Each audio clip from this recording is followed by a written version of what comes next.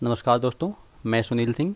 मेरे चैनल यांत्रिकी विद सुनील में आपका स्वागत करता हूं। जैसा कि आपको थंबनेल में दिख गया होगा कि इस वीडियो में हम कवर करेंगे चैप्टर नंबर 1 का 6 पार्ट। ठीक है, ये अंतिम पार्ट होगा। इसके बाद हम चैप्टर नंबर 4 स्टार्ट करेंगे। ठीक है, अगर आपने मेरा अभी तक, मैं चैप्टर नंबर 2 और 3 समाप्त कर चुका हूँ। अगर आपने उसको अभी तक देखा नहीं है तो मैंने डिस्क्रिप्शन में लिंक दे रखा है, आप वहाँ से इसको देख सकते हैं। और इस वीडियो की पीडीएफ को भी मैं डिस्क्रिप्शन में डाल दूंगा, आप वहाँ से इसको डाउनलोड कर सकते हैं। ठीक है, चलिए स्टार्ट करते हैं। Need of automation. ऑटोमेशन की आवश्यकताएं क्या क्या हैं? ठीक है, ऑटोमेशन की आवश्यकता क्यों पड़ी, इसकी क्या ज़रूरत? कुछ तो फ़ायदा होगा भाई, तभी तो हमने इसको अडॉप्ट किया है। लेस मैन पावर रिक्वायर्ड, मतलब कम आदमी की ज़रूरत, आवश्यकता, कम श्रमिकों की आवश्यकता। दूसरा, मोर एंड ईजली प्रोडक्शन। मोर मतलब अधिक और ईजली मतलब आसानी से प्रोडक्शन, अधिक एवं सुगम उत्पादन। भाई ज़्यादा उत्पादन मिलेगा तो अभी तो हम इसको अडॉप्ट करेंगे। दूसरा, मोर सेफ इन्वायरमेंट, अधिक सुरक्षित वातावरण, मतलब एक्सीडेंट कम से कम हो। हम चाहते भी यही हैं, क्योंकि एक आदमी का अगर हाथ पैर टूट गया तो कंपनी को कितना मुआवजा देना पड़ता है। अगर बाई भगवान न करे ऐसा मर गया वो, तो कंपनी के ऊपर केस हो जाता है, समझते हैं। हाई क्वालिटी, उच्च गुणवत्ता, ये सबसे बड़ी बात है कि आज के टाइम पे हर आदमी चाहता है कि मुझे हाई क्वालिटी प्रोडक्ट मिले। ठीक है। रिडक्शन इन प्रोडक्शन कास्ट, जो आपका प्रोडक्शन कास्ट है उसकी लागत में कमी होती है, उत्पादन लागत में कमी होती है, ये कहा गया है इसमें। ठीक है, चलिए आगे बढ़ते हैं। लेस स्क्रैप, अगर सारा काम ऑटोमेटिक मशीन करेगी तो जो आपका माल कट सट के गिरता है नीचे, वर्कपीस से जो माल कटने के बाद नीचे गिरता है, उसी को कहते हैं स्क्रैप। अगर सारा काम ऑटोमेटिक मशीन से होगा तो कम से कम स्क्रैप प्रोड्यूस होगा। आदमी करेगा तो ज़्यादा नुकसान करेगा, मशीन कम से कम नुकसान करेगी माल को। ठीक है, वही स्क्रैप कम से कम होगा। रिड्यूस प्रोडक्शन लीड टाइम, उत्पादन लीड समय में कमी। उत्पादन लीड समय का मतलब, अगर आपको मार्केट में माल की ज़रूरत है तो ऐसा नहीं कि माल की ज़रूरत मार्केट में है और कंपनी उसको फुलफ़िल नहीं कर पा रही है, मतलब बीच का जो गैप है वो उसमें कमी आ जाती है। मतलब कि अगर मार्केट में आपका माल ख़त्म होने से पहले ये आपका माल तैयार करके रेडी कर देती है, बीच में गैप नहीं आना पाता। जो गैप आता है उसे लीड टाइम कहते हैं। ठीक है, तो लीड टाइम में कमी आ जाती है। इम्प्रूवमेंट इन वर्किंग सिचुएशन, कार्य दशा में सुधार। भाई जो कार्य काम हो रहा है उसकी दशा में सुधार हो जाता है। भाई मशीनें सब काम करती हैं, आदमी काम करता नहीं है, तो लेट आदमी लेट लतीफ़ आएगा, मशीनें आपकी वहीं पड़ी रहती हैं तो सब टाइमली चलती रहती हैं, तो कार्य दशा में सुधार भी आएगा। ठीक है। एडवांटेज ऑफ ऑटोमेशन, ऑटोमेशन के क्या क्या फ़ायदे हैं इसको देखते हैं। Improve in quality, quality improve होती है, गुणवत्ता में सुधार होता है, क्योंकि भाई सारी काम मशीनें कर रही हैं, सारा काम मशीन करेगी तो गुणवत्ता में सुधार आएगा ही आएगा। ठीक है। रिड्यूज रिजेक्शन, अगर आप माल बनाते हैं तो कुछ माल रिजेक्ट हो जाता है, तो मशीन करेगी तो कम से कम आपका माल रिजेक्ट होगा, तो आपका नुकसान कम से कम होगा। तो ये भी है यहाँ पे एक पॉजिटिव पॉइंट है। रिड्यूस वर्किंग आवर्स, देखिए अगर आप एक आदमी काम करता है तो एक ये कंपनी, इसमें अगर आदमी काम करेगा तो 8 घंटे में जितना प्रोडक्ट बनाएगा मशीन उसको 4 घंटे में बना देगी, तो घंटे में कमी आई ना, जितने घंटे काम होते थे कम घंटे में काम आपका होने लगा। तो वही वर्किंग आवर मतलब कार्य घंटों में कमी आपकी आ गई, वही कहा गया इसमें कि भाई मशीन कम घंटे में काम कर देगी, तो अगर 8 घंटे मशीन काम करेगी तो उसका डबल काम कर देगी, ज़्यादा काम कर सकती है। ठीक है। Reduce of human accident during production, भाई ह्यूमन प्रोडक्शन के दौरान कुछ कुछ हादसे हो जाते हैं जिसमें आदमी की क्षति होती है, आदमी का कोई भी पार्ट, मतलब आदमी का एक्सीडेंट होता है उसमें फ्रैक्चर हो जाते हैं, आदमी कभी कोई डेथ कर जाता है, तो इसमें कमी आती है, दुर्घटनाग्रस्त मानव क्षति में कमी। ठीक है, यही बात कही गई इसमें, प्रोडक्शन के टाइम पे दुर्घटना के होने पे मानव क्षति में कमी आती है, क्योंकि आदमी रहेगा नहीं वहाँ पे, तो दुर्घटनाएं अगर होंगी भी तो मशीन टूटेगी फूटेगी, आदमी वहाँ पे आदमी का नुकसान तो होगा नहीं। ठीक है। ये कहा गया कॉम्प्लेक्स प्रोसेस पॉसिबल, अगर आपके पास कोई जटिल प्रक्रिया है तो मशीन उसको भी आसानी से कर सकती है, तो वही कॉम्प्लेक्स प्रोसेस अगर आपके पास आ गया तो मशीन आसानी से कर देगी। आपने कोडिंग कर दिया सीएनसी मशीन में जाके, आपका काम हो गया। ठीक है। डिसएडवांटेज, भाई हर चीज़ में कुछ न कुछ डिसएडवांटेज लगे होते हैं। तो पहला क्या है, स्किल्ड वर्कर रिक्वायर्ड, कौशल वर्कर की आवश्यकता होती है।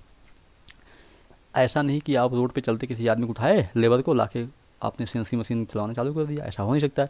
तो उसके लिए उसको पहले ट्रेन करना पड़ेगा, ट्रेनिंग देनी पड़ेगी, उसके बाद ही वो आदमी वो काम कर सकता है। ठीक है। तो कोई भी आदमी इस मशीन को चला नहीं सकता है क्योंकि सारा चीज़ ऑटोमेटिकली कंप्यूटराइज्ड है, तो उसको पहले सीखना पड़ेगा। दूसरा है इंक्रीज एम्प्लॉयमेंट, बेरोजगारी बढ़ेगी, सारा काम मशीनें कर रही, एक मशीन 100 आदमी काम कर रही है, 200 आदमी, हज़ारों आदमी काम कर रही है, तो आदमी कहाँ जाएगा भाई, आदमी तो बेरोजगार ही होगा ना, तो ही बेरोजगारी बढ़ेगी। इंक्रीज एम्प्लॉयमेंट, अनएम्प्लॉयमेंट, बेरोजगारी बढ़ेगी। हाई का इनिशियल कास्ट, इसको लगाने में बहुत पैसा लगता है, सभी के बस की बात नहीं है, जो आपके बड़े बड़े उद्योगपति हैं वही इसको लगा पाते हैं। इसके लिए इनको बैंक लोन भी देती है। ऐसा नहीं कि आप भी सोचें लगा लें हम और जाके बैंक में कभी मुझे लोन दे दो, तो लोन थोड़ी देगा, भगा देगा आपको, क्योंकि आपके पास दिखाने के लिए क्या है, उनके पास दिखाने के लिए पहले से कुछ ना कुछ है। ठीक है, तो इसलिए उनको लोन भी मिल जाता है, हम आपको लोन नहीं मिलेगा। नेक्स्ट पार्ट है आपका प्रोडक्शन साइकिल, उत्पाद चक्र। ये देखिए प्रोडक्शन साइकिल है, उत्पाद चक्र, इसको समझते हैं, ये बड़ा समझने वाली बात है। इसको CAD CAM can be establish with help of specific product cycle. CAD CAM को देखिए एक विशिष्ट उत्पाद चक्र की सहायता से कैड कैम को स्थापित किया जा सकता है, वही कहा गया है, कैड कैम को एस्टेब्लिश करेंगे with help of specific product cycle.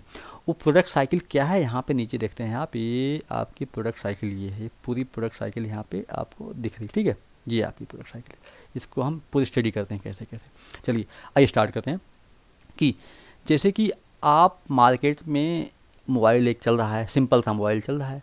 अब क्या आपको लगा कि यार आदमी की ज़रूरत है कि उसके पास एक स्क्रीन टच मोबाइल आए, तो आपने आदमी की आवश्यकता को समझा, यहाँ पे वही डिज़ाइन की आवश्यकता को समझा आपने कि डिज़ाइन मतलब एंड्रॉयड मोबाइल चाहिए भाई, स्क्रीन टच स्क्रीन मोबाइल चाहिए, तो वही आवश्यकता है, डिज़ाइन की आवश्यकता। कैसा डिज़ाइन मतलब टच स्क्रीन की आवश्यकता आदमी को है। ठीक है, तो समझा, आप इस आवश्यकता को समझ के आप आ गए अपनी कंपनी में, यहाँ से यहाँ पे कंपनी में आ गए।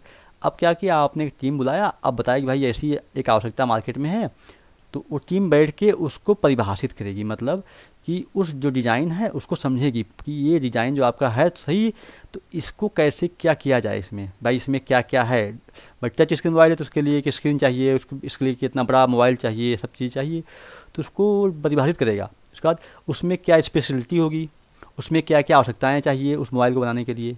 ठीक है, तो उसको डिज़ाइन, पूरा मोबाइल डिज़ाइन करेगा ये कि क्या क्या इसको डिज़ाइन कैसे कैसे होगा, पूरा डिज़ाइन करेगा वो आदमी बैठ के।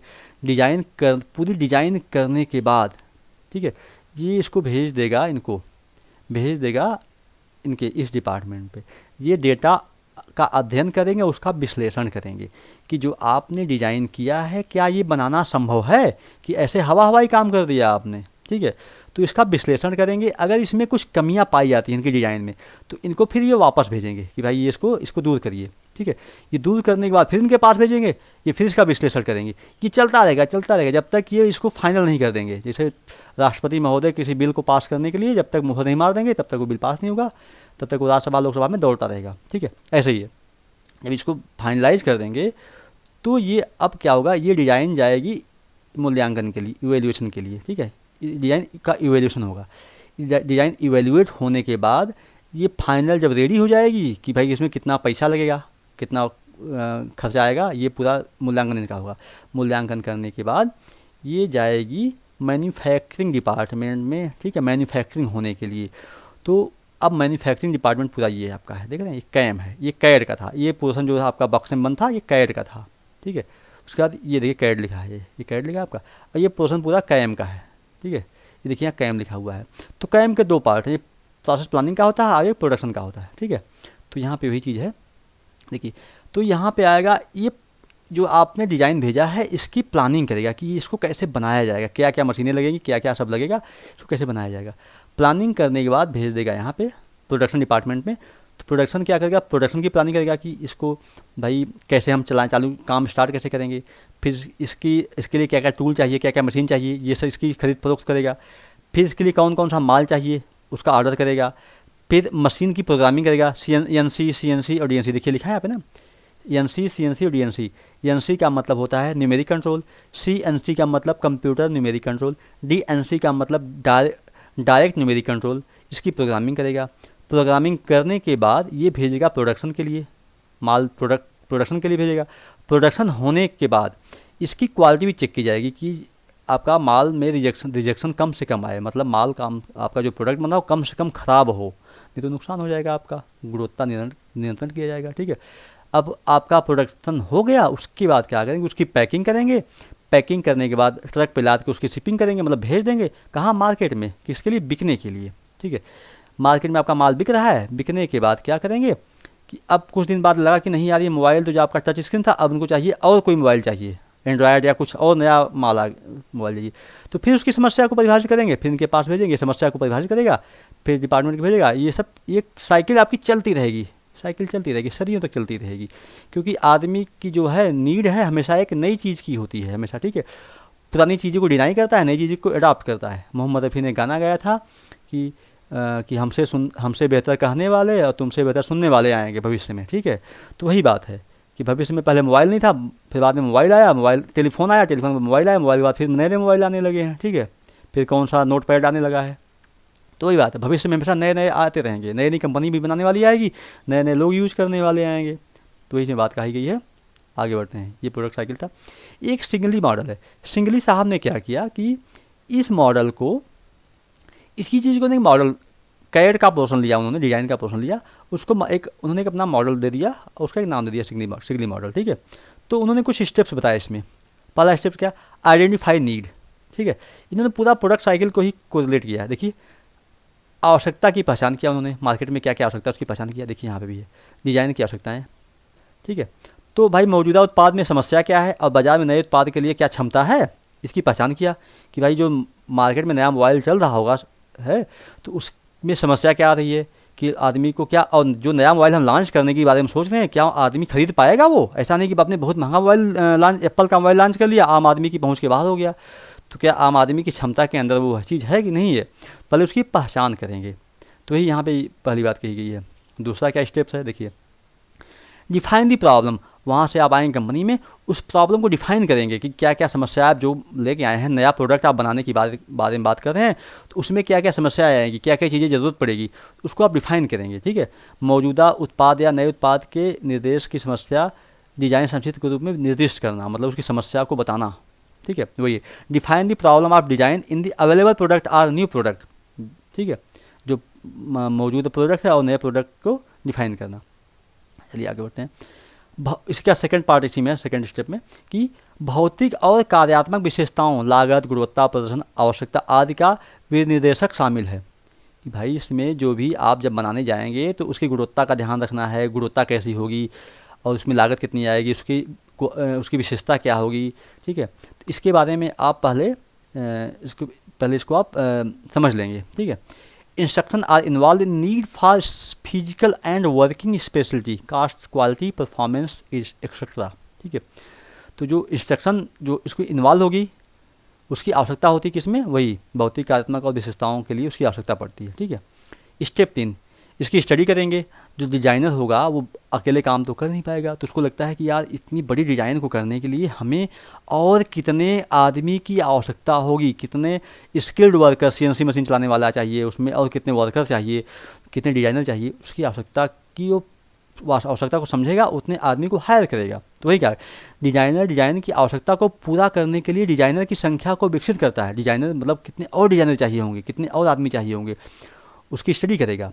Fulfil the requirement of development of design, designer hire more designer, मतलब डिज़ाइनर जो है पहले डिज़ाइन की रिक्वायरमेंट को समझेगा, उसको डेवलप करने के लिए कितने और डिज़ाइनर की आवश्यकता पड़ेगी, तो उसको हायर करता है।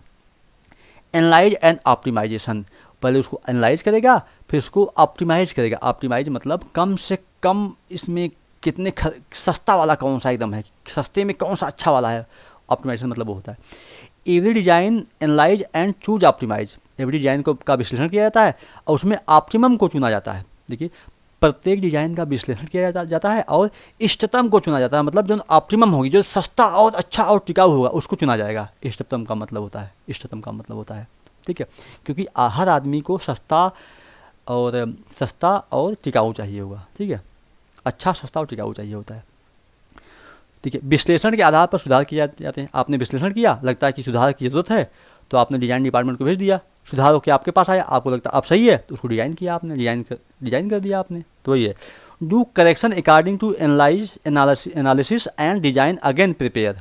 ठीक है, पहले आप करेक्शन के लिए भेज देंगे, करेक्शन के बाद डिज़ाइन को फिर से तैयार किया जाएगा डिज़ाइन को। ठीक है, इवेल्युएशन, उसको भाई इवेल्युएट करेंगे। ठीक है, किसका इवेल्युएशन होगा?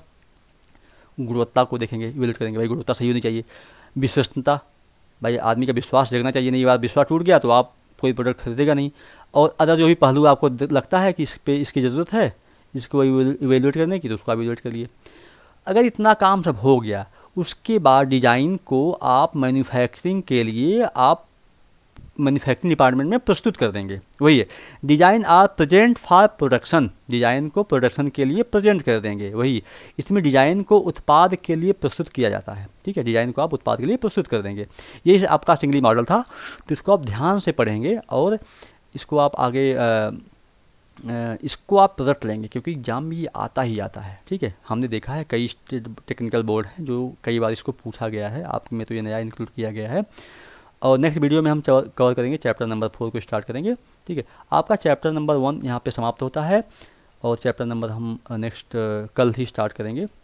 ठीक है, और आपको अगर आप मैंने चैप्टर नंबर 2 और 3 पूरा कर लिया है, अगर आपने अभी तक वो चैप्टर नंबर 2 और 3 नहीं देखा है तो आपको मैंने डिस्क्रिप्शन में इसका लिंक दे रखा है, आप वहाँ से जाके देख सकते हैं। और इस वीडियो की PDF को मैंने डिस्क्रिप्शन में डाल दिया है, आप वहाँ से डाउनलोड कर सकते हैं। और मेरे वीडियो को आप लाइक करें या ना करें, कमेंट करें या ना, कमेंट तो करना ज़रूरी है, क्योंकि आप इसमें क्या दिक्कतें आपको आ रही हैं बताइए, तभी तो हम सुधार कर पाएंगे। और ठीक है, आप सब्सक्राइब करना करें, लेकिन इसको आप देखिए और इसको ठीक से पढ़िए, क्योंकि मेरा मकसद है आपके नंबर अच्छे आएँ और जो भी आपके ज़रूरतमंद दोस्त हों उनको ये शेयर करिए, क्योंकि हम उन्हीं लोगों के लिए इतनी मेहनत से बनाते हैं। लॉकडाउन चल रहा है, मेरे साथ पास व्यवस्थाएँ कम है और मैं इतनी मेहनत से आपको हिंदी या इंग्लिश दोनों में टाइप करता हूँ, बहुत टाइम देता हूँ, लाइट की कटौती हो रही है, तो आप इसको ध्यान से देखिए और अपने ज़रूरतमंद दोस्तों को शेयर करिए। ठीक है, चलिए आपका समय शुभ हो, धन्यवाद।